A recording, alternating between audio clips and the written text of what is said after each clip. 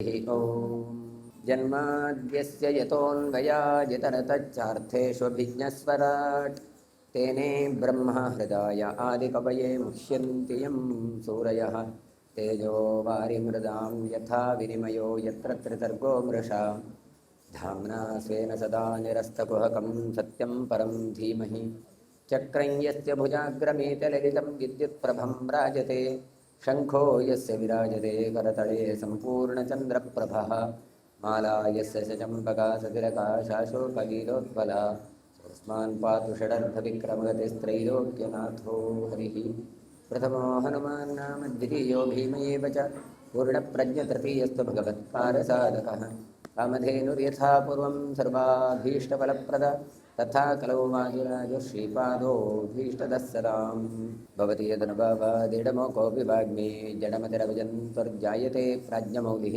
ಸಕಲವಚನಚೇತೋ ದೇವತಾ ಭಾರತೀ ಸಾ ಮಮ ವಚಸಿದ್ಧತ್ತಾಂ ಸನ್ನಿಧಿಂ ಮಾನಸೇ ಚ ನಾರಾಯಣಂ ನಮಸ್ಕರ್ತ್ಯ ನರಂ ಚೈವ ನರೋತ್ತಮಂ ದೇವೀಂ ಸರಸ್ವತೀಂ ವ್ಯಾಸಂ ತತೋ ಜಯಮುದೀರಯೇ ಸ್ವಸ್ತ್ಯಸ್ತು ಸತಾಂ ತನ್ಮಂಗಲಾನಿ ಭವಂತು.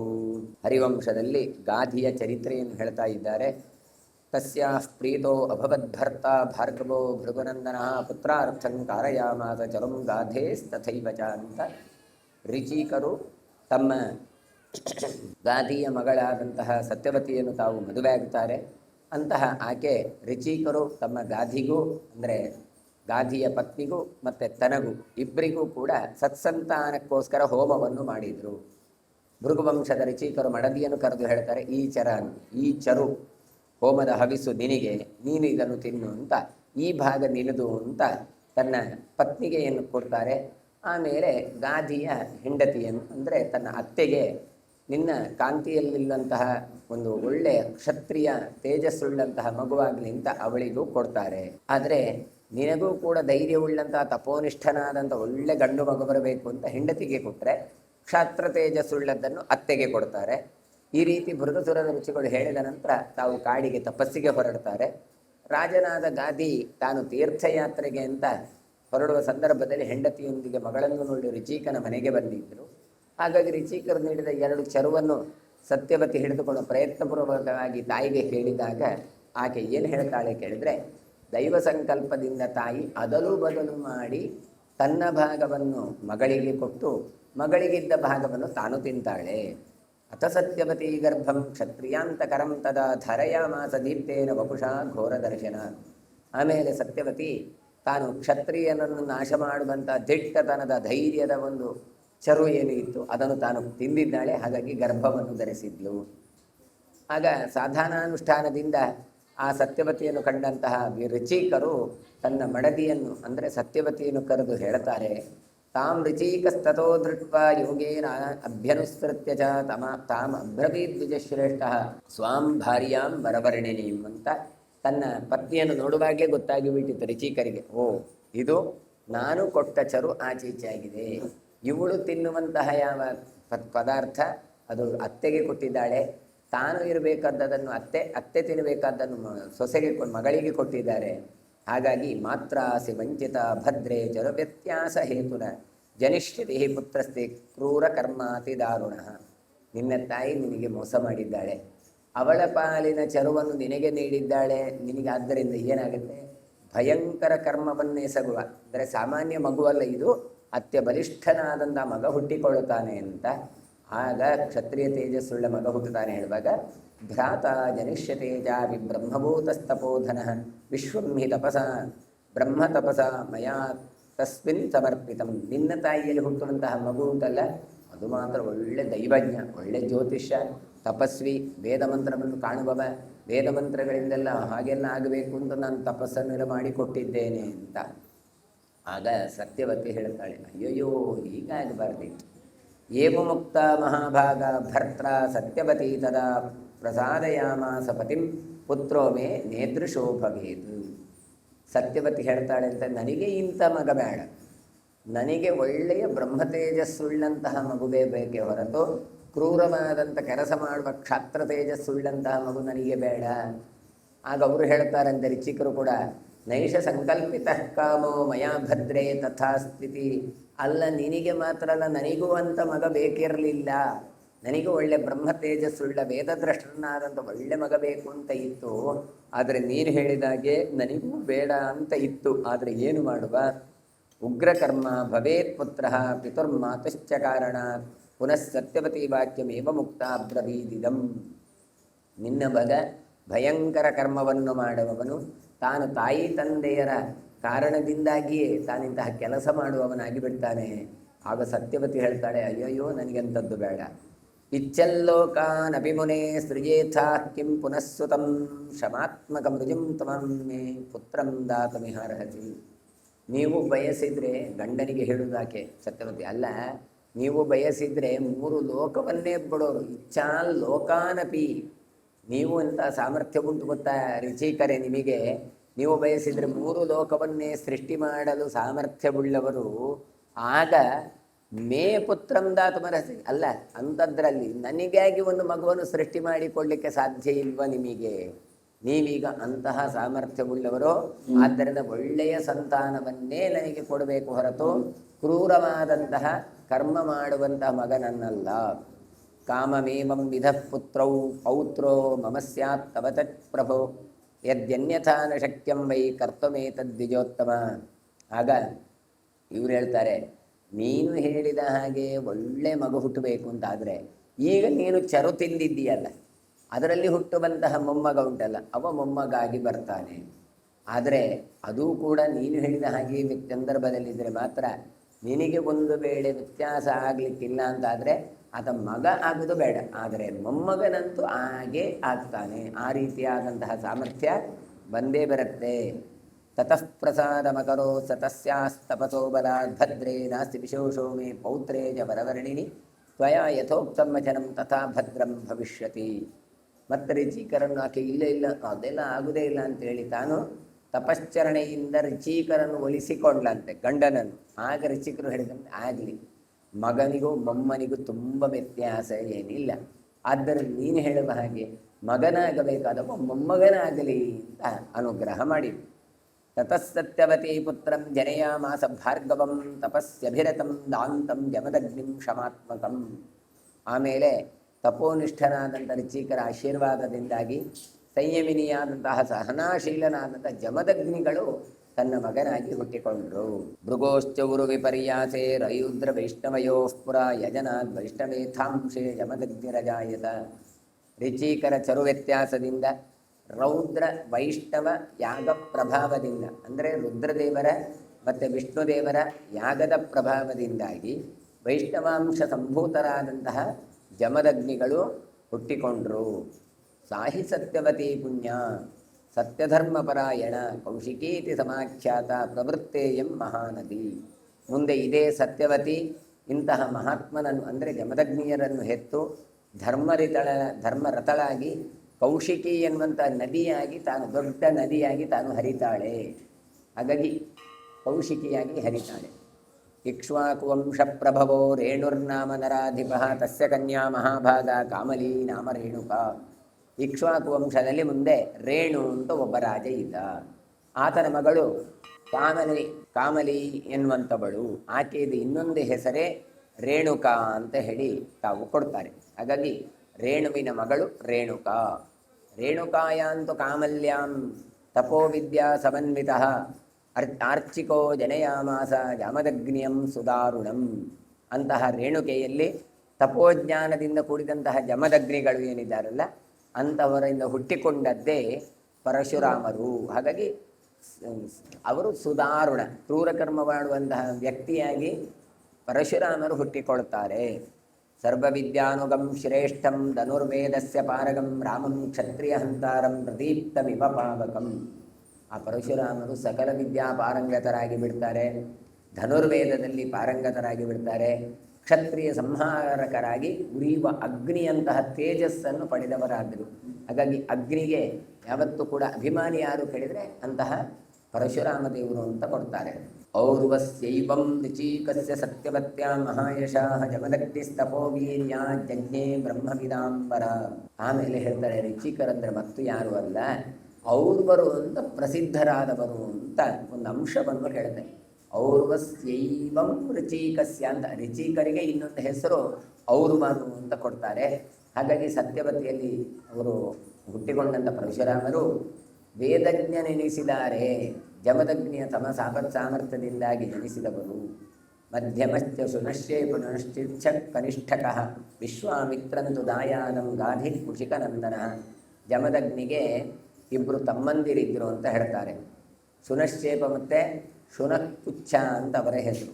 ಕುಶಿಕನ ಮಗನಾದಂತಹ ಯಾವ ಗಾಧಿ ಇದ್ದಾರಲ್ಲ ಅವರ ಮಗನಾಗಿ ಬಂದವನೇ ವಿಶ್ವಾಮಿತ್ರ. ಜನಯಾಮಾಸ ಪುತ್ರಂತು ವಿದ್ಯಾಶಮಾತ್ಮಕಂ ಪ್ರಾಪ್ಯ ಬ್ರಹ್ಮರ್ಷಿತಮತಾಂ ಯೋಯಂ ಸಪ್ತರ್ಷಿತಾಂಗತಃ.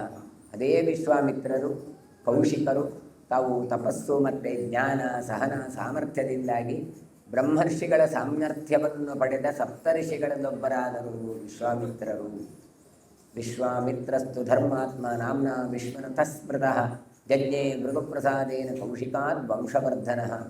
ವಿಶ್ವಾಮಿತ್ರರೇ ಅವರನ್ನು ವಿಶ್ವರಥ ಅಂತ ಕರೀತಾರೆ. ಇನ್ನೊಂದು ಹೆಸರು ಋಚೀಕನ ಅನುಗ್ರಹದಿಂದಾಗಿ ಕೌಶಿಕ ಗಾದಿಯ ವಂಶದಲ್ಲಿ ಹುಟ್ಟಿಕೊಂಡವರು ಅವರು ವಿಶ್ವಾಮಿತ್ರರು ಅಥವಾ ವಿಶ್ವರಥರು.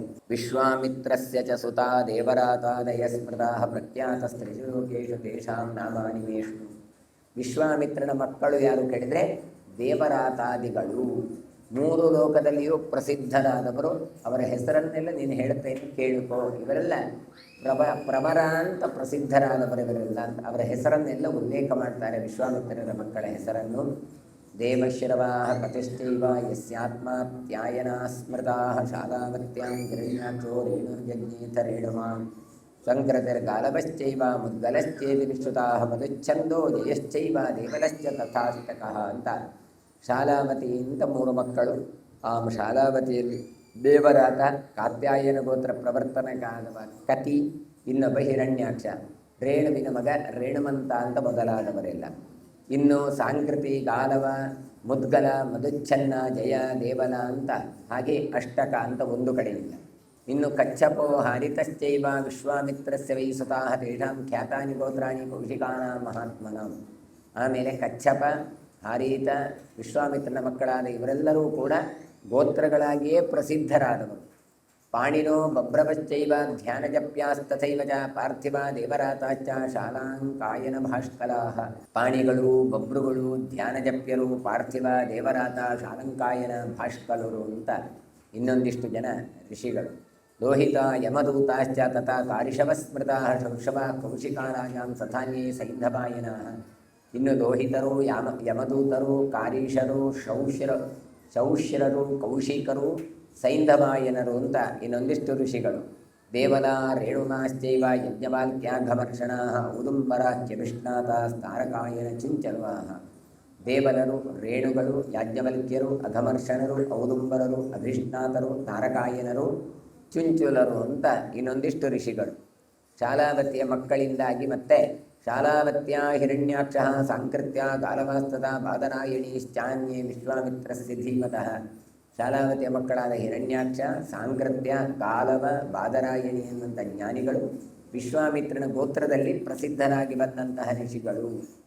ಋಷ್ಯಂತರ ವಿವಾಕ್ಯಾಶ್ಚ ಕೌಶಿಕಾ ಬಹವಸ್ಮೃತಾಃ ಪೌರವಸ್ಯ ಮಹಾರಾಜ ಬ್ರಹ್ಮರ್ಷಿ ಕೌಶಿಕಸ್ಯ ಚ ಸಂಬಂಧೋಪ್ಯಸ್ಯ ವಂಶೇಸ್ಮಿನ್ ಬ್ರಹ್ಮಕ್ಷತ್ರಸ್ಯ ವಿಶ್ರುತಃ. ವಿಶ್ವಾಮಿತ್ರ ಗೋತ್ರದವರು ತುಂಬ ಜನ ಇದ್ದಾರೆ ಅಂತ ಕೊಡ್ತಾರೆ. ಹಾಗಾಗಿ ಇವರೊಳಗೆ ಮದುವೆ ಆಗುತ್ತದೆ. ಸಾಮಾನ್ಯವಾಗಿ ಸಗೋತ್ರದಲ್ಲಿ ಮದುವೆ ಆಗುವುದಿಲ್ಲ ಅಂತ, ಆದರೆ ಇವರ ಜೊತೆಗೆ ಮದುವೆ ಆಗುತ್ತೆ ತುಂಬ ದೊಡ್ಡದಿದ್ದರಿಂದ ಅಂತ ಹೇಳ್ತಾರೆ. ಪೌರವ, ವಿಶ್ವಾಮಿತ್ರ, ವಸಿಷ್ಠ ವಂಶದಲ್ಲಿ ಬಂದ ಬ್ರಹ್ಮಕ್ಷತ್ರದ ವಿವಾಹ ಸಂಬಂಧವೂ ಕೂಡ ಪ್ರಸಿದ್ಧವೇ ಆಗಿದೆ. ಬ್ರಾಹ್ಮಣರು, ಕ್ಷತ್ರಿಯರು ಎಲ್ಲರದ್ರೂ ಕೂಡ ಇಲ್ಲಿ ವಿವಾಹಗಳು ನಡೆಯುತ್ತೆ. ವಿಶ್ವಾಮಿತ್ರಾತ್ಮಜಾನಂತೂ ಶುನಶ್ಚೇಪೋ ಅಗ್ರಜಸ್ಮೃತಃ ಭಾರ್ಗವಃ ಕೌಶಿಕತ್ವಂ ಹಿ ಪ್ರಾಪ್ತಃ ಸಂವಿಸತ್ತಮಃ. ವಿಶ್ವಾಮಿತ್ರರ ಮಕ್ಕಳಲ್ಲಿ ಶುನಶ್ಚೇಪರು ಮೊದಲಿಗರು. ಭೃಗುಕುಲೀನದವರಾಗಿ ಇವರನ್ನು ಕೌಶಿಕರು ಅಂತ ಕರೀತಾರೆ. ವಿಶ್ವಾಮಿತ್ರಸ್ಯ ಪುತ್ರಸ್ಥೋ ಶುನಶ್ಚೇಪೋ ಅಭವತ್ ಕಿಲ ಹರಿದಶ್ವಸ್ಯ ಯಜ್ಞೇತೋ ಪಶುತ್ವೇ ವಿನಿಯೋಜಿತಃ. ಋಚೀಕರ ಮಗನಾಗಿದ್ದಂತಹ ವಿಶ್ವಾಮಿತ್ರರ ಮಕ್ಕಳಲ್ಲಿ ಶುನಶ್ಚೇಪರೂ ಸೇರಿದ್ರು. ಹರಿದಶ್ವ ಯಾಗದಲ್ಲಿ ಇವರನ್ನು ಪಶುವಾಗಿ ನಿಯೋಜಿಸಲಾಗಿತ್ತು ಅಂತ ಕೊಡ್ತಾರೆ. ದೇವೈರ್ದತ್ತರ್ಶನಶ್ಚೇಪೋ ವಿಶ್ವಾಮಿತ್ರಾಯ ವೈ ಪುನಃ ದೇವೈರ್ದತ್ತ ಸವೈ ಯಸ್ಮಾದೇವರಾತಸ್ತತೋ ಭವತ್.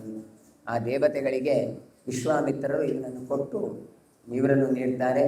ದೇವತೆಗಳು ನೀಡಿದ್ದರಿಂದ ಇವರೇ ದೇವರಾತರು ಅಂತ ಎಣಿಸ್ತಾರೆ.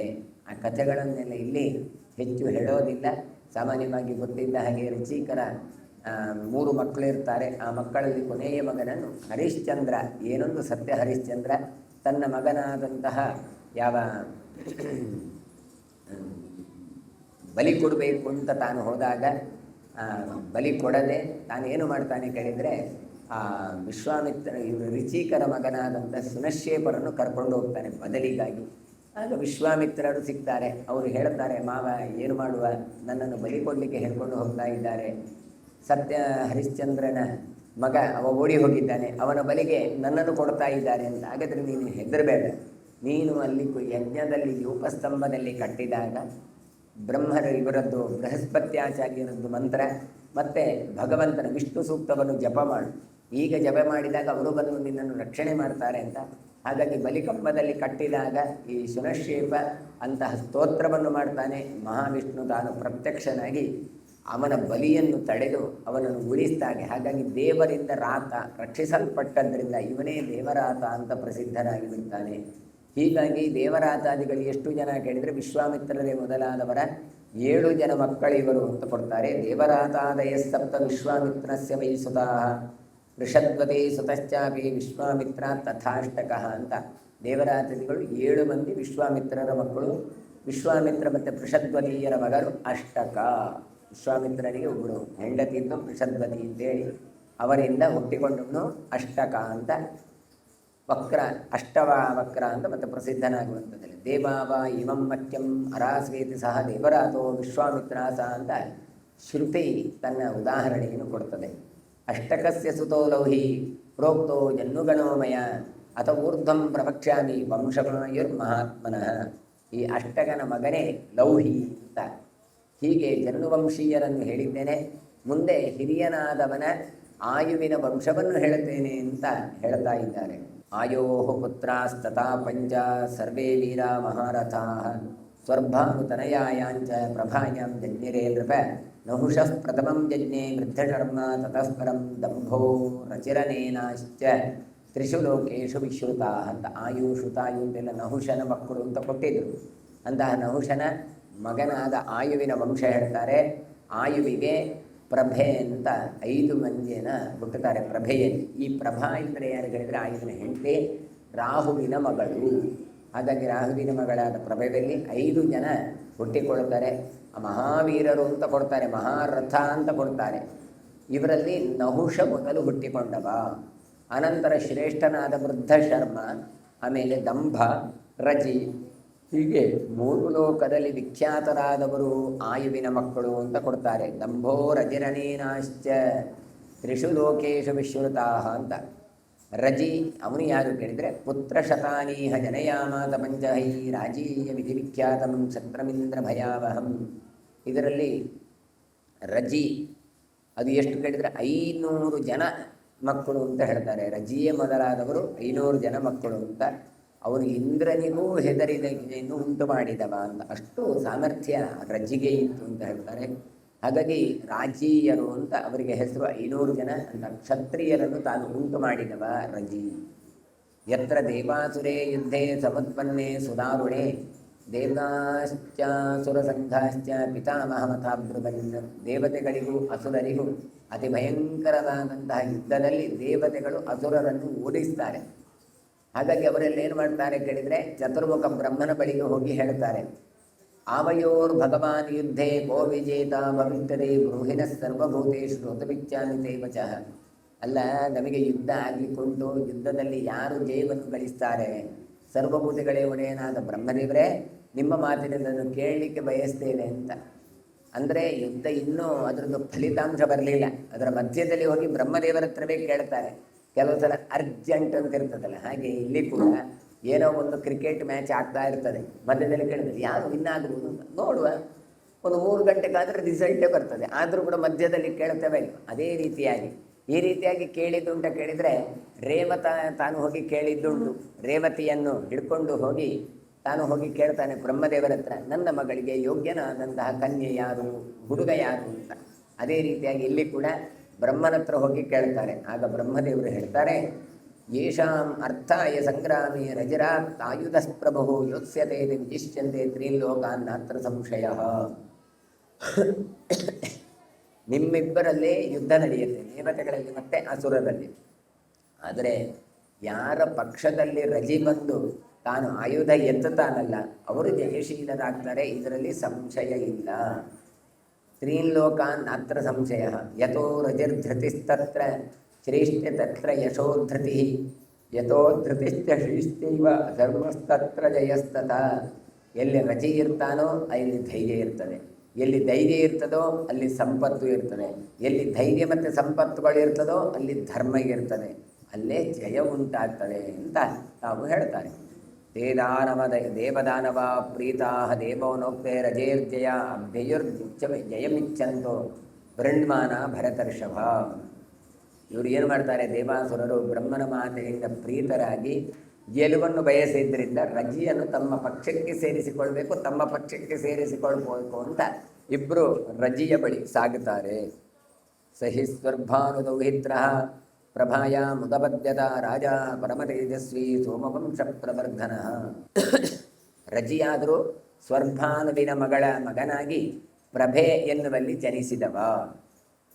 ಹಾಗಾಗಿ ಪರಮ ತೇಜಸ್ವಿಯಾದಂತಹ ಚಂದ್ರವಂಶದ ಬೆಳಕಿಗೆ ಇವ ಕಾರಣೀಭೂತನಾದವ. ತೇ ಹೃಷ್ಟ ಮನಸಃ ಸರ್ವೇ ರಜಿಂ ದೈತ್ಯದಾನವ ಊಚುರಸ್ಮಾಜ್ಜಯಾಯ ತ್ವಂ ಗೃಹಾಣ ವರಕಂ ಕಾರ್ಮುಕಂ. ಸುರಾಸುರರು ಇಬ್ಬರು ಕೂಡ ಸಂತೋಷದಿಂದ ಅವರಿಗೆ ಬಾಳಿ ಸಾಗಿದ್ದಾರೆ. ಧರಿಸಿ ಹೇಳ್ತಾ ಇದ್ದಾರೆ, ನಿನ್ನ ಶ್ರೇಷ್ಠವಾದ ಧನುಸ್ಸನ್ನು ನೀನು ಧಾರಣೆ ಮಾಡಿ ನಮ್ಮ ಪಕ್ಷಕ್ಕೆ ಸೇರಬೇಕು. ತ್ವಂಗ್ರಹಾಣ ವರಕರ್ಮಕೃತ, ನೀನು ಧನುಸ್ಸನ್ನು ಧರಿಸಬೇಕು, ಬಿಲ್ಲು ಬಾಣ ಹಿಡ್ಕೊಳ್ಬೇಕು, ನಮ್ಮ ಜೊತೆಗೆ ನೀನು ಸೇರಿಕೊಳ್ಬೇಕು ಅಂತ ಪ್ರಾರ್ಥನೆ ಮಾಡ್ತಾರೆ. ಆಗ ರಜಿ ಹೇಳ್ತಾನೆ, ಯದಿ ದೇವಗಣಾನ ಸರ್ವಾನ್ ಜಿತ್ವಾ ಶಕ್ರ ಪುರೋಗಮನ್ ಇಂದ್ರೋ ಭವಾಮಿ ಧರ್ಮೇಣ ತಥೋ ಯೋತ್ಸ್ಯಾಮಿ ಸಂಯುಗೆ. ಆಗ ದೈತ್ಯರೇ, ಒಂದು ವೇಳೆ ಇಂದ್ರನೇ ಮೊದಲಾದ ಸಮಸ್ತ ದೇವತೆಗಳನ್ನು ಧರ್ಮದಿಂದ ಈ ಯುದ್ಧದಲ್ಲಿ ನಾನು ಗೆದ್ದರೆ ನಾನು ನಿಮಗಿಬ್ಬರಿಗೂ ಕೂಡ ಇಂದ್ರನಾಗ್ತೇನಲ್ವಾ. ಆದ್ದರಿಂದ ದೇವಾ ಪ್ರಥಮತೋ ಭೂಯ ಪ್ರತ್ಯೋಚುರ ಹೃಷ್ಟಮಾನಸಾಹ ಏವಂ ಯಥೇಷ್ಟಂ ದಪತೆ ಕಾಮ ಸಂಪದ್ಯತಾಂ ತವ. ಹಾಗಾಗಿ ಆಗ ಮೊದಲು ದೇವತೆಗಳು ಹೇಳಿದರೆ ಸಂತುಷ್ಟರಾಗಿ, ಈ ರೀತಿ ನೀನು ಒಂದು ವೇಳೆ ನಮ್ಮ ಪಕ್ಷದಲ್ಲಿ ಸೇರಿ ಯುದ್ಧ ಮಾಡ್ತಿದ್ದಂದರೆ ನಿನ್ನ ಇಷ್ಟ ಆಗಲಿ, ನಿನ್ನಲ್ಲಿ ಬೇಕಾದರೆ ಇಂದ್ರ ಮಾಡುವ ಅಂತ ಹೇಳ್ತಾನೆ. ಯಾಕೆ, ಇಲ್ಲದ್ರೆ ಇಂದ್ರ ಸಿಕ್ಕೋದೇ ಇಲ್ಲ, ಇಂದ್ರ ಪದವಿ ಕೈಗೆ ಸಿಕ್ಕೋದಿಲ್ಲ. ಯಾರ ಪಕ್ಷದಲ್ಲಿ ರಜೆ ಇರ್ತಾನೋ ಆತ ಜಯಶೀಲನಾಗ್ತಾನೆ ಅಂತ ಗೊತ್ತು, ಬ್ರಹ್ಮದೇವರು ಹೇಳಿದ್ದಾರೆ. ಹಾಗಾಗಿ ಆತ ನಾನು ಇಂದ್ರನಾಗ್ತೇನೆ ಅಂತ ಹೇಳಿದ್ರೆ ಆಗ್ಬೋದಾಗುದು, ಬಾಬಾ ನೀನೇ ಇಂದ್ರ ಆಗು ಅಂತ ಕರೀತಾರೆ. ಶ್ರುತ್ವಾ ಸುರಗಣಾನಾಂತೋ ವಾಕ್ಯಂ ರಾಜ ರಜಿತ್ತದ ಪಪ್ರಚ್ಛ ಸುರಮುಖ್ಯಾಂಸ್ತು ಯಥಾ ದೇವಾನ ಪೃಚ್ಛತ. ಹಾಗಾಗಿ ಅರಸನಾದ ರಜಿ ದೇವತೆಗಳ ಸಮೂಹ ಮಾತನ್ನು ಕೇಳಿ ದೇವತೆಗಳಿಗೆ ಹೇಳಿದಂತೆ ಅಸುರ ಮುಖ್ಯರನ್ನು ಕೇಳಿದರು. ಅಸುರ ಮುಖ್ಯರನ್ನು ಕೇಳ್ತಾನೆ. ದಾನವ ದರ್ಪಮಾನಸ್ತು ಸ್ವಾರ್ಥಮೇವಾನುಗಮ್ಯ ಪ್ರತ್ಯೂತಸ್ತೇಂದ ಪರ್ವನಂ ಸ್ವಾಭಿಮಾನಮಿದಂ ವಚಃ. ಅಸುರರು ಹೇಗೆ, ಅವರದ್ದು ಸ್ವಭಾವ ಹೇಗೆ ಕೇಳಿದರೆ ಅವರು ಗರ್ವಿಷ್ಠರು, ಬಹಳ ದರ್ಪದಿಂದ ಕೂಡಿದವರು, ಸ್ವಾರ್ಥಮೇವ ತಮ್ಮ ಲಾಭವನ್ನೇ ಅನುಸರಿಸಿಕೊಂಡು ಬದುಕುವವರು. ಹಾಗಾಗಿ ಅವರು ರಜಿಗೆ ಹೇಳಿದ್ರಂತೆ ದಾನವರು, ಅಸ್ಮಾಕಮಿಂದ್ರ ಪ್ರಬಂಧಾದೋ ಯಸ್ಯಾರ್ಥೇ ವಿಜಯಾಮಹೇ ಅಸ್ಮಿಂತ ಸಮಯೇ ರಾಜನ್ ತಿಷ್ಠೇಥ ರಾಜಸತ್ತಮ. ನಮಗೆಲ್ಲರಿಗೂ ಈಗಲೇ ಪ್ರಹ್ಲಾದ ಇದ್ದಾನೆ, ಅವನೇ ನಮಗೆ ಇಂದ್ರನಾಗಿದ್ದಾನೆ. ಹಾಗಾಗಿ ಅವರನ್ನು ನಾವು ನಿನ್ನೊಟ್ಟಿಗೆ ಹೋರಾಟವನ್ನು ನಡೆಸ್ತೇವೆ. ಈ ನಿಬಂಧನೆಗೆ ಒಪ್ಪಿಕೊಂಡು ನಿನ್ನು ನಮ್ಮ ಜೊತೆಗೆ ಯುದ್ಧ ಭೂಮಿಗೆ ಬರಬೇಕಾಗತ್ತೆ. ಭವಿಷ್ಯೇಂದ್ರೋ ಜಿತ್ವೈವಂ ದೇವೈರುಕ್ತಸ್ಥ ಪಾರ್ಥಿವ ಜಗಾನ ದಾನವಾನ್ ಸರ್ವಾನ್ ಯೇ ಬದ್ಧ್ಯಾನ್ ವಜ್ರಪಾಣಿನಃ. ಆದರೆ ದೇವತೆಗಳು ಹೇಳಿದ್ರಂತೆ, ನಮಗೇನು ಅಭ್ಯಂತರ ಇಲ್ಲ, ದೈತ್ಯರನ್ನೆಲ್ಲ ನೀನು ಗೆದ್ದರೆ ನಿನಗೆ ಇಂದ್ರ ಪದವಿ ನೀಡ್ತೇವೆ ಅಂತ ಹೇಳಿದ್ದಾರೆ. ದೇವತೆಗಳ ಮಾತಿನಿಂದ ಸಂತುಷ್ಟನಾದ ರಜಿ ಇಂದ್ರನಿಂದ ಕೂಡಿಕೊಂಡು ಸಮಸ್ತ ದಾನವರನ್ನು ಸಂಹಾರವನ್ನು ಮಾಡುತ್ತಾನೆ. ಸವಿಪ್ರನಷ್ಟಾಂ ದೇವಾನಾಂ ಆಹು ಪರಮಾಂ ಶ್ರಿಯಂ ನಿಹತ್ಯ ದಾನವಾನ್ ಸರ್ವಾನ್ ಆಜಹಾರ ರಜಿ ಪ್ರಭು. ಆಗ ರಜಿ ಇವರಿಗೆಲ್ಲರಿಗೂ ಈಗಾಗಲೇ ದೇವತೆಗಳು ಕಳೆದುಕೊಂಡಂತಹ ದೈತ್ಯರ ಸಂಪತ್ತನ್ನೆಲ್ಲ ಅಪಹರಿಸಿ ತನ್ನ ಸಾಮರ್ಥ್ಯದಿಂದ ದಾನವರನ್ನು ಸದೆಬಡಿದು ತನ್ನದನ್ನಾಗಿಸಿ ಮಾಡಿಕೊಂಡ. ಅಂದರೆ ರಜಿ ಬಂದು ತಾನು ಜಯಶೀಲನಾಗ್ತಾನೆ. ತಥೋ ರಜಿಂ ಮಹಾವೀರ್ಯಂ ದೇವೈ ಸಹ ಶತಕ್ರತೋ ರಜಿಪುತ್ರೋ ಅಹಂ ಇತ್ಯುಕ್ತ್ವಾ ಪುನರೇವ ಅಬ್ರವೀದ್ವಜಃ. ಆ ರಜಿರಾಜ ದೇವೇಂದ್ರನ ಜೊತೆಗೆ ಇದ್ದುಕೊಂಡು ಇಂದ್ರನನ್ನಾಗಿ ಮಾಡಿಕೊಂಡವನು. ಸ್ವತಃ ದೇವೇಂದ್ರ ನಾನು ರಜಿಯ ಮಗನಾಗಿರುತ್ತೇನೆ, ನಾನು ರಜಿಯ ಮಗನೇ ಅಂತ ಪುನಃ ಪುನಃ ಹೇಳುತ್ತಾನೆ. ಯಾಕೆ? ರಜಿಯಿಂದಾಗಿ ಆ ಪದವಿಯನ್ನು ತಾನು ಪಡೆದವ. ಇಂದ್ರೋಸಿ ತಾತ ಭೂತ್ವಾಹಂ ಸರ್ವೇಷಾಂ ನಾತ್ರದಂ ಜಯ ಯಸ್ಯಾಹಮಿಂದ್ರ ಪುತ್ರಸ್ತೆ ಖ್ಯಾತಿಂ ಯಾಸ್ಯಾಮಿ ಕರ್ಮಭಿಃ. ನಮ್ಮೆಲ್ಲ ದೇವತೆಗಳ ಇಂದ್ರ ನೀನೇ ಆಗಿದ್ದಿ, ಇದರಲ್ಲಿ ಸಂದೇಹವೇ ಇಲ್ಲ. ನಿನ್ನಂತಹ ಇಂದ್ರನಿಗೆ ನಾನು ಮಗನಾಗಿದ್ದೇನೆ, ಹಾಗಾಗಿ ನಿನ್ನ ಸತ್ಕರ್ಮಗಳಿಂದ ಪ್ರಸಿದ್ಧಿಯನ್ನು ಹೊಂದುತ್ತೆ ಅಂತ ಹೇಳಿದರು. ಸತುಷಕ್ರವಚ ಶುತ್ವಾ ಮಂಚಿತಸ್ತೇನ ಮಾಯೆಯ ತಥೇತ್ಯುಕ್ತ ಅಬ್ರವೀದ್ರಾಜ ಪ್ರಿಯಮಾನ ಶತಕ್ರತುಂ. ಆ ರಜಿ ಇಂದ್ರನ ಮಾತನ್ನು ಕೇಳಿಕೊಂಡು ಸಹಜ ಅಂತ ಭಾವಿಸಿ ಇಂದ್ರನ ಮಾಯೆಗೆ ಮೋಸ ಹೋಗ್ತಾನೆ. ಇಂದ್ರನನ್ನು ಸಂತೋಷಪಡ್ತಾ ಹಾಗೇ ಆಗಲಿ ಅಂತ ಇಂದ್ರನ ಮಾತಿಗೆ ಅನುಗುಣವಾಗಿ ಒಪ್ಪಿಕೊಳ್ತಾನೆ. ತಸ್ಮಿನ್ ದೇವ ಸದೃಶೇ ದಿವಂ ಪ್ರಾಪ್ತೆ ಮಹೀಪತೌ ದಾಯಾದ್ಯಾನಿಂದ್ರ ದಾಯಗೃಹೋ ಆಚರ ತನಯ ರಜೇ. ಮಹೀಪತಿಯಾದ ರಜಿಯ ಪ್ರಾರ್ಥನೆಯಂತೆ ಸ್ವರ್ಗವನ್ನು ಹೊಂದಿ ಆ ಮಕ್ಕಳೆಲ್ಲರೂ ಅರಸೊತ್ತಿಗೆಯಿಂದ ಇಂದ್ರನನ್ನು ಏನು ಮಾಡ್ತಾರೆ ಗೊತ್ತಾ? ಅವರು ಇಂದ್ರನನ್ನು ಅಪಹರಿಸ್ತಾರೆ, ಇಂದ್ರನಿಂದ ಅಪಹರಿಸ್ತಾರೆ ಅಂತ. ಅಂದರೆ ಇಂದ್ರ ಏನು ಮಾಡ್ತಾನೆ ಹೇಳಿದರೆ ಅವರನ್ನು ಅಪಹಾರ ಮಾಡ್ತಾನೆ. ಪಂಚಪುತ್ರ ಶತಾನ್ಯಸ್ಯ ತದ್ವೈ ಸ್ಥಾನಂ ಶತಕ್ರತೋ ಸಮಾಕ್ರಮಂದ ಬಹುಧ ಸ್ವರ್ಗಲೋಕಂ ತ್ರಿವಿಷ್ಟವಂ. ರಜಿಗೆ ಎಷ್ಟು ಮಕ್ಕಳು ಅಂತ ಹೇಳಿದರೆ 500 ಮಕ್ಕಳು ಅಂತ ಹೇಳಿದರು. ಹಾಗಾಗಿ ಆ 500 ಜನ ಮಕ್ಕಳು ಇಂದ್ರನ ಸ್ಥಾನವನ್ನು ತಾನೇ ಆಕ್ರಮಿಸಿಕೊಂಡು ಸ್ವರ್ಗಲೋಕವನ್ನು ಅನೇಕ ರೀತಿಯಲ್ಲಿ ಅನುಭವಿಸಿದರು. ಅಂದರೆ ಇಂದ್ರನನ್ನೇ ಅಪಹರಿಸ್ತಾರೆ, ಆಮೇಲೆ ತಾವು ಆ ಪದವಿಯೆಲ್ಲ ತಾವು ಅನುಭವಿಸ್ತಾರೆ. ತಥೋ ಬಹುತಿಥೇ ಕಾಲೇ ಸಮತೀತೆ ಮಹಾಬಲಃ ಅಂತರಾಜ್ಯೋ ಅಬ್ರವೀತ್ ಚಕ್ರಃ ಪ್ರಥಭಾಗೋ ಬೃಹಸ್ಪತಿಂ. ತುಂಬ ದಿನದ ನಂತರ ಇಂದ್ರನಿಂದ ಕದಿಯಲ್ಪಟ್ಟಂತಹ ರಾಜ್ಯ ಅಂತ, ಅಂದರೆ ಇಂದ್ರನಿಂದ ಕಸಿದುಕೊಂಡಿದ್ದಾರೆ ರಾಜ್ಯವನ್ನು. ಯಜ್ಞದ ಹವಿರ್ಭಾಗವನ್ನು ಹೊಂದುವಂತಹ ಬೃಹಸ್ಪತಿ ಬಳಿಗೆ ಹೀಗೆ ಹೇಳ್ತಾರೆ.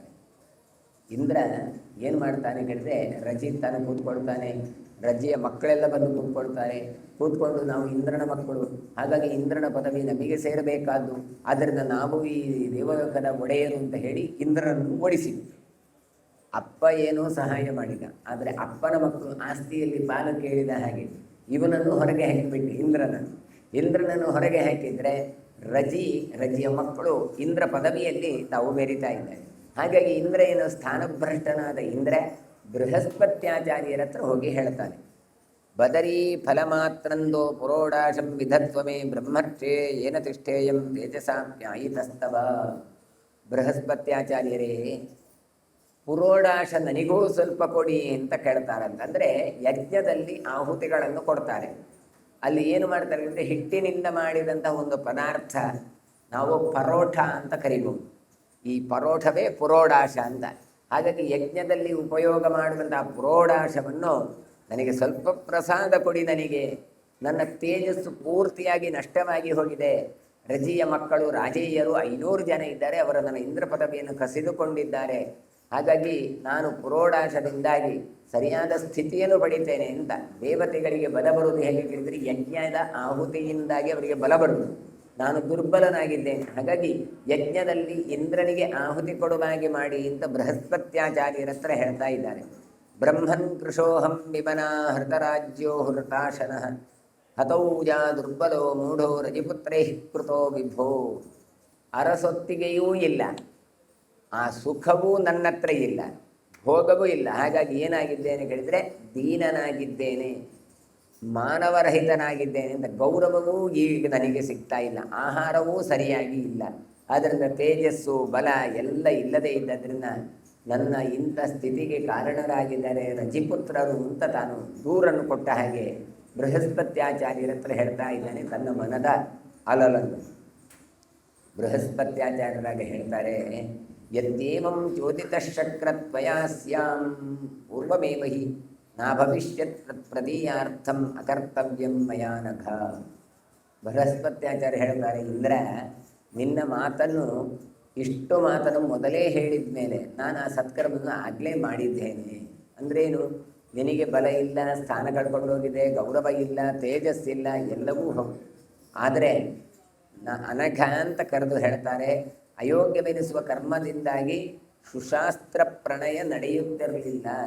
ಅಂದರೆ ಏನು, ನೀನೇನು ಮಾಡಿದ್ದಿ, ಅಧಿಕಾರ ಸಿಕ್ಕಬೇಕು ಅಂತ ಹೇಳಿ ರಜಿಯನ್ನು ನೀನು ಒಲಯಿಸಿಕೊಂಡಿದ್ದಿ. ಅದರಿಂದ ಪ್ರಯತಿಷ್ಯಾಮಿ ದೇವೇಂದ್ರ ತ್ವತ್ಪ್ರಿಯಾರ್ಥಂ ನ ಸಂಶಯ ಯಥಾ ಭಾಗಂಚ ರಾಜನ್ಯ ನಾಚಿರಾತ್ ಪ್ರತಿರಕ್ಷತೆ.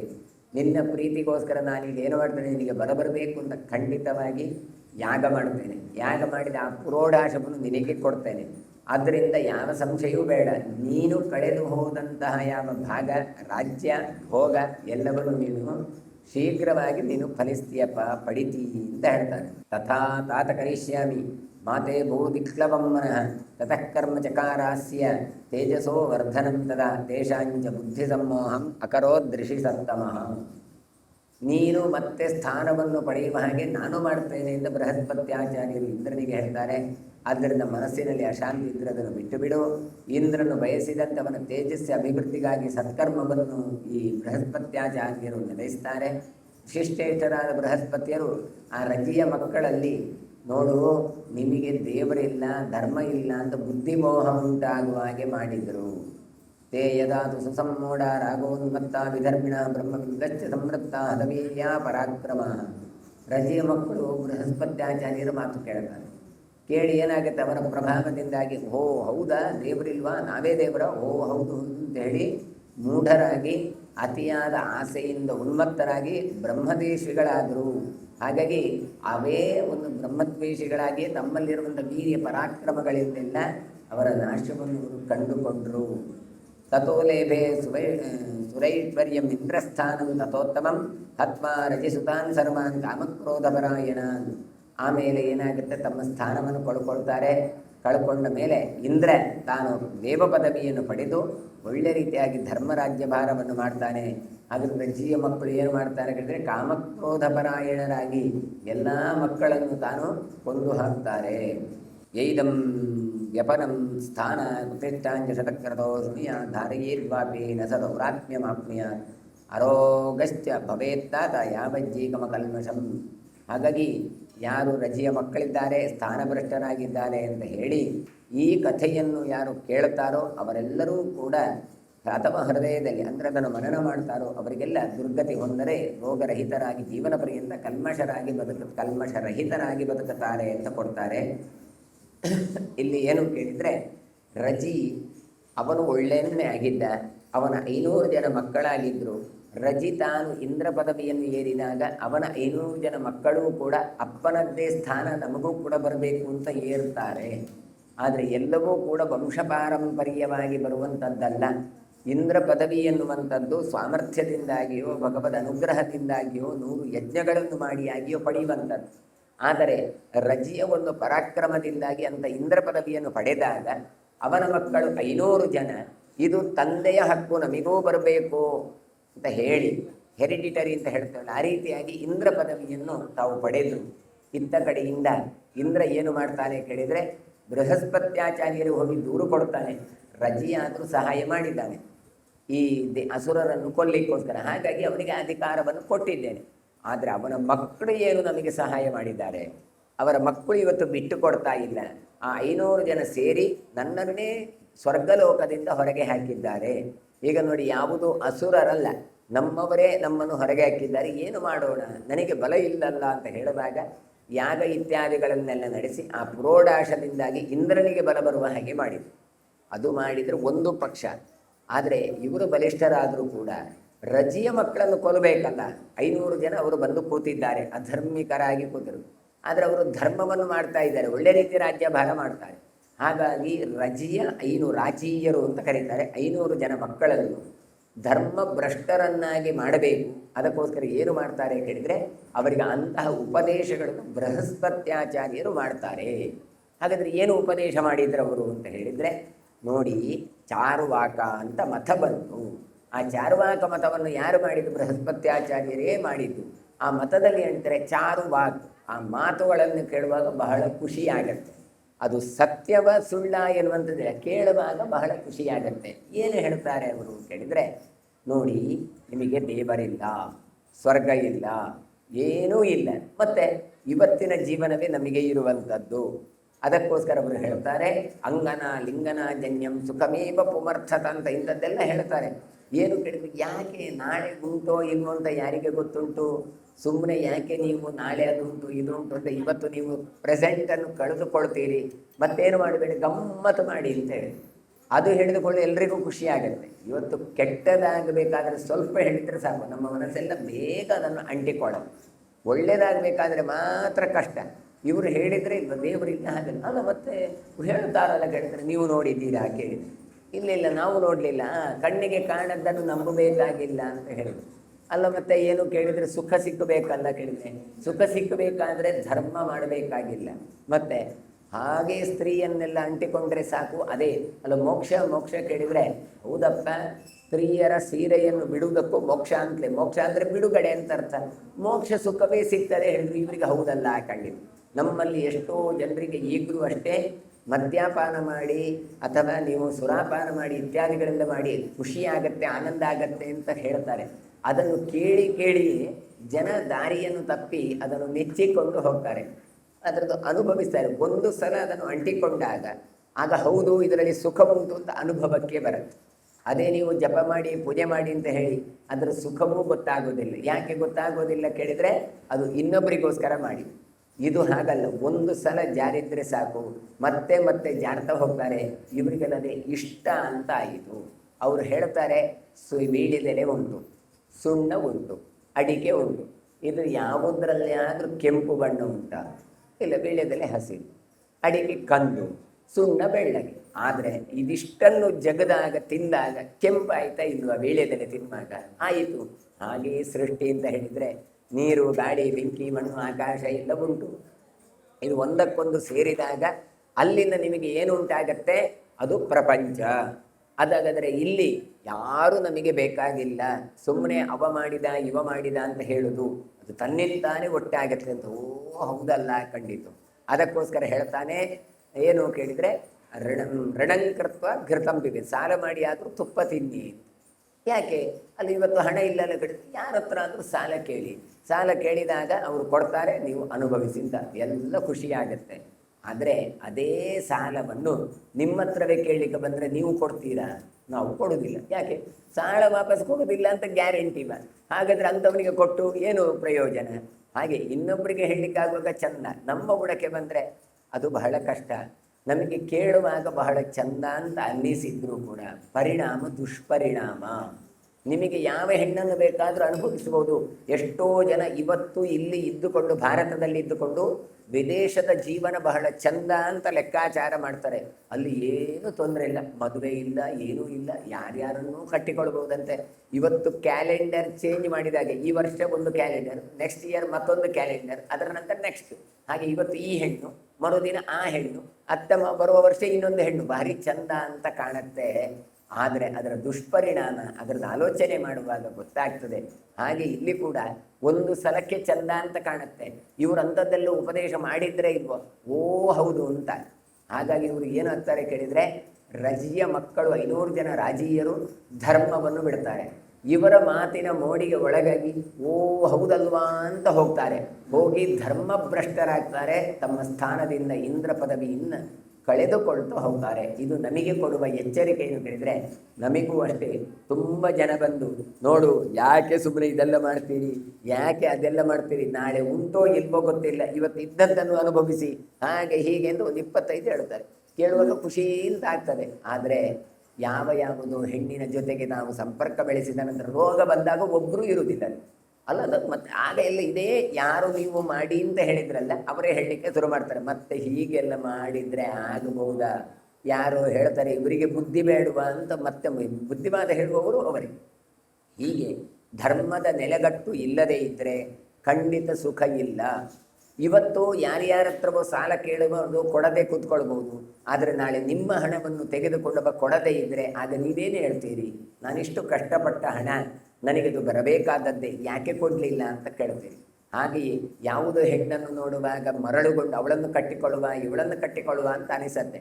ಅದೇ ನಿಮ್ಮ ಹೆಂಡತಿ ಮಕ್ಕಳನ್ನು ಕೇಳಲಿಕ್ಕೆ ಬಂದಾಗ ನಿಮಗೆ ಹೇಗೆ ಅನಿಸತ್ತೆ? ಹಾಗಾಗಿ ವಿವೇಕ ಇಲ್ಲದೆ, ಶಾಸ್ತ್ರದ ನೆಲೆಗಟ್ಟು ಇಲ್ಲದೆ ಸುಖದ ಹಿಂದೆ ಹೋಯಿತು ಅಂತಾದರೆ ಅದು ಸುಖವಾಗಿರೋದಿಲ್ಲ. ಮುಂದೆ ಅದು ದುಃಖಕ್ಕೆ ಕಾರಣ ಆಗಿಬಿಡ್ತದೆ. ಅದಕ್ಕೆ ಉದಾಹರಣೆ ಈ ರಜಿಯ ಮಕ್ಕಳು ರಾಜೀಯರು. ಹಾಗಾಗಿ ಬೃಹಸ್ಪತ್ಯಾಚಾರ್ಯರು ಅಂತಹ ನಾಸ್ತಿಕ ಮತವನ್ನು ಕೊಟ್ಟರು. ನಮ್ಮ ಹಿಂದೂ ಶಾಸ್ತ್ರದಲ್ಲಿ ಎಲ್ಲವೂ ಓಪನ್ ಆಗಿ ಕೊಡ್ತಾರೆ ಅಂತ. ಆದರೆ ಅದನ್ನು ಯಾವುದನ್ನು ತೆಗೆದುಕೊಳ್ಬೇಕು ಅಂತ ಎನ್ನುವುದು ಪ್ರಧಾನ. ಯಾವ ಸಂದರ್ಭದಲ್ಲಿ ಯಾರಿಗೆ ಯಾಕೆ ಹೇಳಿದ್ರು ಏನಿಲ್ಲ, ಅಲ್ಲಿ ದಾರಿ ತಪ್ಪಿಸುವುದಕ್ಕೋಸ್ಕರವೇ ಮಾಡಿದ್ದು. ಹಾಗಾಗಿ ನೀವು ಅದನ್ನು ಅಲ್ಲ, ಬೃಹಸ್ಪತ್ಯಾಚಾರ್ಯರು ಅವರು ಋಷಿಗಳಲ್ಲ, ಅವರು ಹೇಳಿದನ್ನು ಮಾಡಬೇಕಲ್ಲ ಅಂತ ನೀವು ತೆಕ್ಕೊಂಡ್ರೆ ಸಂದರ್ಭ ಏನು ಅಂತ ಗೊತ್ತಾಗೋದಿಲ್ಲ. ಆ ಸಂದರ್ಭ ರಹಿತರಾದದ್ರಿಂದ ಅಂತಹ ಕಷ್ಟಕ್ಕೆ ನಾವು ಒಳಗಾಗಬೇಕಾಗತ್ತೆ ಎನ್ನುವಂಥದ್ದು. ಹಾಗಾಗಿ ನಮ್ಮ ಧರ್ಮದಲ್ಲಿ ಧರ್ಮವನ್ನು ಹೇಳಿಕೊಡ್ತಾರೆ, ಅಧರ್ಮವನ್ನು ಹೇಳಿಕೊಡ್ತಾರೆ. ಕೊನೆಗೆ ಹೇಳ್ತಾರೆ ಯಥೇಚ್ಛಸಿ ತಥಾ. ನೋಡಿ, ಇದು ಒಳ್ಳೆಯದು, ಇದು ಕೆಟ್ಟದ್ದು, ನಿಮ್ಗೆ ಯಾವುದು ಒಳ್ಳೆಯದು ಅಂತ ನೀನು ಅದನ್ನು ಸ್ವೀಕರಿಸು. ನಮ್ಮೆಲ್ಲರ ತಲೆಯಲ್ಲಿ ಹೇಳಿದರೆ ಧರ್ಮ ಮಾತ್ರ ಇರಬೇಕು, ಅಧರ್ಮ ಇರಬಾರ್ದು, ಎಲ್ಲ ಒಳ್ಳೆಯವರಾಗಿರಬೇಕು, ಕೆಟ್ಟವರು ಇರಬಾರ್ದು ಹೇಳಿದರೆ ಲೋಕ ನಡೆಯೋದಿಲ್ಲ. ಒಳ್ಳೆಯವರಿಗೆ ಬೆಲೆ ಬರಬೇಕು ಹೇಳಿದರೆ ಕೆಟ್ಟವರು ಇರಬೇಕಾಗತ್ತೆ. ಕೆಟ್ಟವರು ಇದ್ದದ್ರಿಂದಲೇ ಒಳ್ಳೆಯವರ ಒಳ್ಳೆತನ ಎನ್ನುವಂಥದ್ದು ಗೊತ್ತಾಗತ್ತೆ ಅಂತ ಈ ಪ್ರಕರಣದಲ್ಲಿ ಕೊಟ್ಟು, ಈ ಚರಿತ್ರೆಯನ್ನು ಯಾರು ಕೇಳ್ತಾರೆ ಅವರು ರೋಗರಹಿತರಾಗಿ ಜೀವನ ಪರ್ಯಂತ ಅವರು ಸುಖಿಗಳಾಗಿ ಬದುಕುತ್ತಾರೆ ಅಂತ ಹರಿವಂಶದಲ್ಲಿ ಇಂತಹ ರಾಜೀಯರ ಚರಿತ್ರೆಯನ್ನು ಕೊಡ್ತಾರೆ. ಅದರ ಮುಂದೆ ಕಶ್ಯಪರ ವರ್ಣನೆಯನ್ನು ಕೊಡ್ತಾರೆ. ವೈಶಂಪಾಯನರು ಹೇಳ್ತಾರೆ, ರಂಭೋನ ಅಪತ್ಯ ತತ್ರಾಸೀದ್ ವಂಶಂ ವಕ್ಷ್ಯಾಮ್ಯನೇಸಸಂ ಅನೇನ ಸಸ್ಸುತೋ ರಾಜ ಪ್ರತಿಕ್ಷತ್ರೋ ಮಹಾಯಶಃ ಅಂತ. ವೈಶಂಪಾಯನು ಆಯುವಿನ ಮಗ, ಅವನು ರಂಭ ಅಂತ. ಆ ರಂಭ ಮಕ್ಕಳಿರಲಿಲ್ಲ, ಅವನಿಗೆ ಸಂತಾನ ಇರಲಿಲ್ಲ. ಅನೇಸನ, ಹಾಗಾಗಿ ನಿಮಗೆ ಇನ್ನೊಬ್ಬನ ವಂಶ ಅನೇನಸ್ ಅಂತ ಅವನ ಕುಲವನ್ನು ಹೇಳ್ತೇನೆ. ಅನೇನಸನ ಮಗ ಆತ ಪ್ರತಿಕ್ಷತ್ರ ಅಂತ ಅವನ ಹೆಸರು. ಅವ ಅರಸೊತ್ತಿಗೆಯಿಂದ ತಾನು ಕೀರ್ತಿಯನ್ನು ಪಡೆದವ. ಪ್ರತಿಕ್ಷತ್ರೋ ಮಹಾಯಶಃ ಅಂತ ಅವನ ಹೆಸರು ಪ್ರತಿಕ್ಷತ್ರ ಅಂತ ಕೊಡ್ತಾರೆ. ಪ್ರತಿಕ್ಷತ್ರ ಸುತಶ್ಚಾಪಿ ಸೃಂಜಯೋ ನಾಮ ವಿಶ್ರುತಃ ಸೃಂಜಯಸ್ಯ ಜಯಃಪುತ್ರೋ ವಿಜಯಸ್ತಸ್ಯ ಚಾತ್ಮಜಃ. ಪ್ರತಿಕ್ಷತ್ರನ ಮಗ ಸೃಂಜಯ ಅಂತ ಪ್ರಸಿದ್ಧ. ಸೃಂಜಯನ ಮಗ ಜಯ, ಜಯನ ಮಗ ವಿಜಯ, ವಿಜಯಸ್ಯ ಕ್ಷತಿಃ ಪುತ್ರಸ್ತಸ್ಯ ಹರ್ಯಕ್ಷತಃಸುತ ಹರ್ಯಸ್ವತೃತೋ ರಾಜ ಸಹದೇವ ಪ್ರತಾಪವಾನ್ ಅಂತ. ವಿಜಯನ ಮಗ ಕೃತಿ, ಕೃತಿಯ ಮಗ ಹರ್ಯಶ್ವ, ಹರ್ಯಶ್ವನ ಮತ್ತೆ ಮಗನಾಗಿ ಸಹದೇವ ಅಂತ. ಹೀಗೆ ವಂಶ ವಿಸ್ತಾರವನ್ನು ಹೇಳ್ತಾರೆ.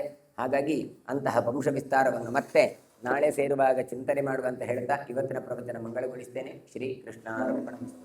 ಯಶೋಧ ವತ್ಸಲೋ ಹರಿ ಚತುರ್ಭುಜಾತ್ತ ಚಕ್ರಾಸಿ ಗದಾ ಶಂಖಾದ್ಯುಧಾಯುಧ ದೇವಕೀ ನಂದನ ಶ್ರೀಶೋ ನಂದಗೋಪ ಪ್ರಿಯಾತ್ಮಜ ಯಮುನಾ ವೇಗದಂ ಹರಿ ಬಲಭದ್ರ ಪ್ರಿಯಾನುಜ ಪೂತನಾ ಜೀವಿತಾ ಹರಿ ಶಕಟಾಸುರಭಂಜನ ನಂದವ್ರಜ ಜನಾನಂದಿ ಸಚ್ಚಿದಾನಂದ ವಿಗ್ರಹ ನವನೀತ ವಿಲಿಪ್ತಾಂಗೋ ನವನೀತ ನಟೋನಗ ನವನೀತ ನಮಹಾರೋ ಮುಜಗುಂದ ಪ್ರಸಾದಕೃತ ಷೋಡಶಸ್ತ್ರೀ ಸಹಸ್ರೇಶ ತ್ರಿಭಂಗಿ ಮಥುರಾಕೃತಿ ಸುಖಮಾಗಮೃದಾಬ್ಧಿ